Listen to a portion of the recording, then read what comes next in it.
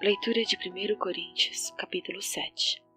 Agora, em relação aos assuntos sobre os quais escrevestes, é bom que o homem se abstenha de relações sexuais com qualquer mulher. Porém, por causa da imoralidade, cada homem tem a sua esposa e cada mulher seu marido. O marido deve cumprir seus deveres conjugais para com sua esposa, e da mesma forma a esposa para com seu marido. A esposa não tem autoridade sobre o seu próprio corpo, mas sim o marido.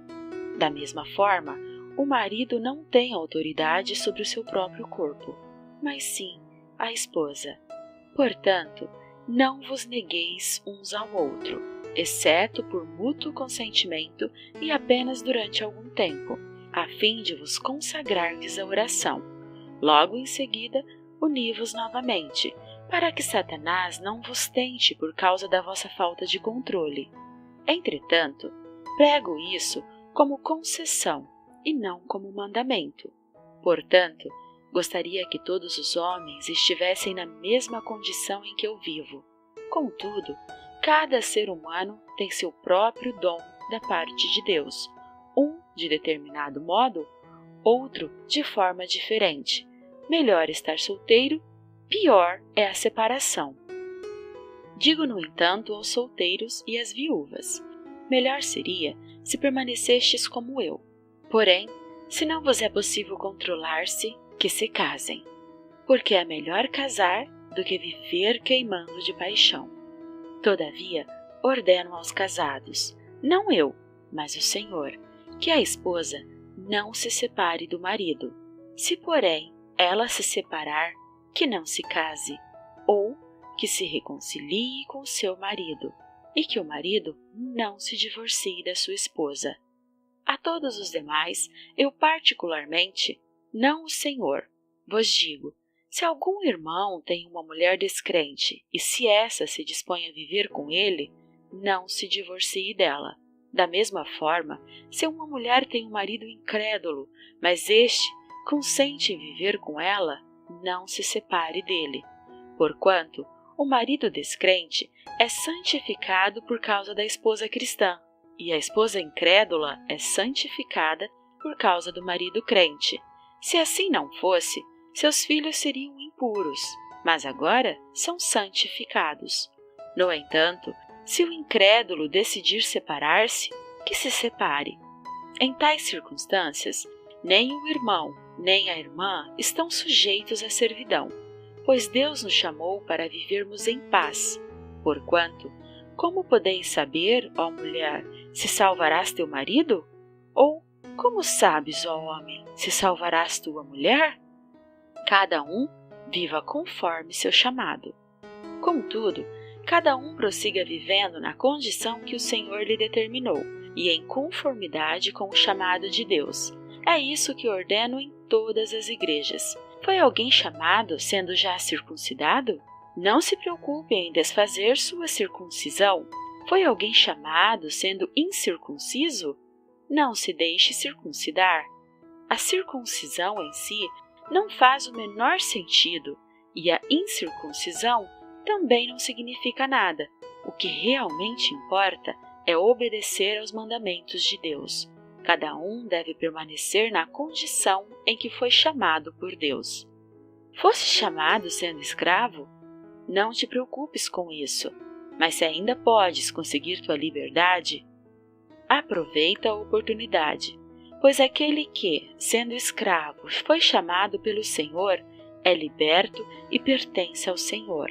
E da mesma forma, aquele que era livre quando foi chamado, agora é escravo de Cristo. Fostes comprados pelo mais elevado preço. Não vos torneis escravos de homens. Portanto, irmãos, cada um deve permanecer diante de Deus na condição em que foi chamado, solteiros ou casados. Consagrem-se. Quanto aos solteiros, não tenho mandamento específico do Senhor. Dou, no entanto, meu parecer como um homem que, pela misericórdia do Senhor, tem vivido em fidelidade.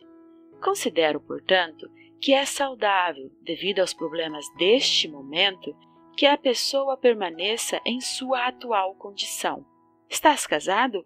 Não procures separação. Estás solteiro? Não procures casamento. Todavia, se te casares com essa atitude, não pecas.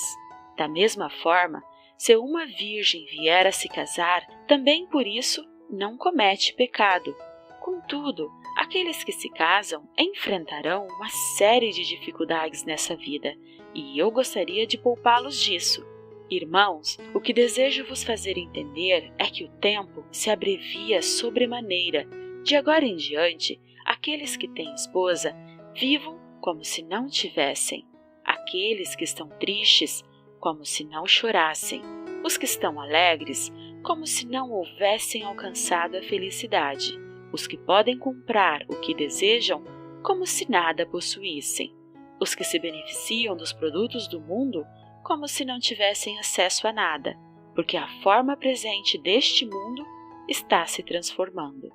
O que desejo de fato é que estejais livres de preocupações. Quem não é casado pode se entregar aos assuntos do Senhor, em como mais poderá agradar ao Senhor. Entretanto, quem é casado preocupa-se com os negócios deste mundo, em como irá agradar sua esposa, e fica dividido. A mulher que não é casada e a virgem se ocupam dos assuntos do Senhor para serem santas, tanto no corpo como no espírito. A mulher casada, no entanto, preocupa-se com os negócios do mundo e de como irá agradar seu marido. Estou dizendo isso para o vosso maior benefício, não para restringir vossa liberdade, mas para que possais viver de maneira honrada em plena consagração ao Senhor. Mas, se alguém julgar que está agindo de forma desonrosa perante sua noiva, se ela estiver passando da idade, crendo que deve se casar, faça como entender melhor. Ele não peca por isso. Que se casem.